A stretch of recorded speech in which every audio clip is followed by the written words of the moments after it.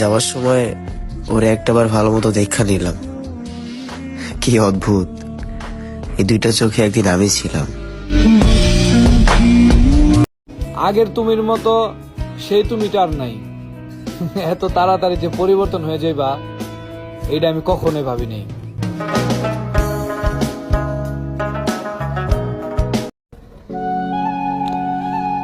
তোমার বিচ্ছেদে আমি অনেক কান্না করেছি। যদি জিত থাকতো তোমাকে ধ্বংস করে দিতাম।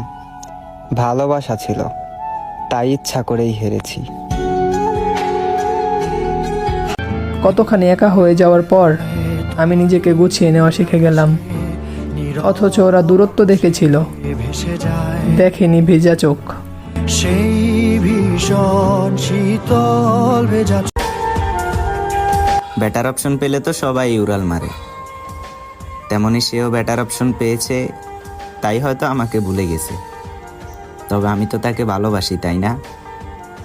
তাকে পাই বা না পাই, সে বেটার অপশন নিয়ে ভালো থাকুক, আমি এটাই চাই।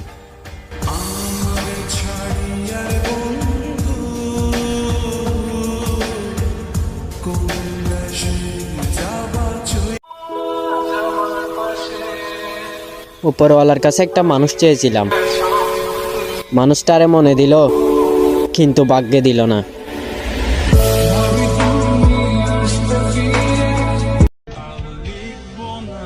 আমার কোনো আফসোস নেই যে তোমাকে পেলাম না, কারণ আমি প্রথম থেকেই জানতাম যে তুমি আমার হবে না।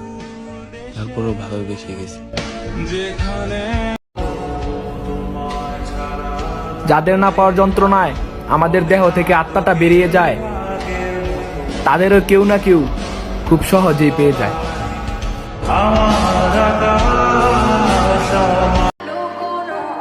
এই শহরে কোথাও কেউ ভালো নেই।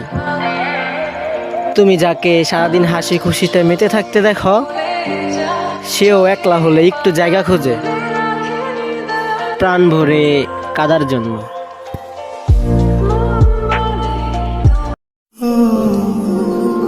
এক চোখে অপেক্ষা, অন্য চোখে শূন্যতা, তবুও বিশ্বাস রাখি একদিন তুমি আমার হবে ইনশাআল্লাহ।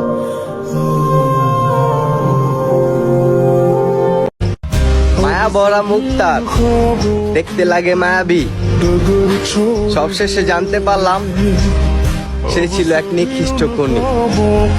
ইতিহাস সাক্ষী, নারী তুমি ছলনাময়ী।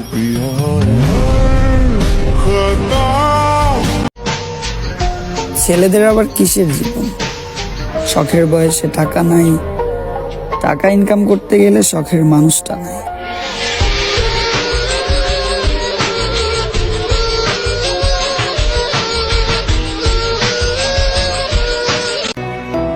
আধুনিকতার যুগে এসে চোখের নিচে পড়া কালো দাগের নাম দিয়েছে লোকের ডার্ক সার্কেল। অথচ এই দাগের মধ্যে মিশে আছে কত মুহূর্ত, কত মানুষের হারিয়ে যাওয়া গল্প, দীর্ঘ নির্গুম রাতের অজস্র কান্না, কত হাহাকার, কত অপূর্ণ স্বপ্ন। সবকিছুই এই ডার্ক সার্কেলে বিদ্যমান।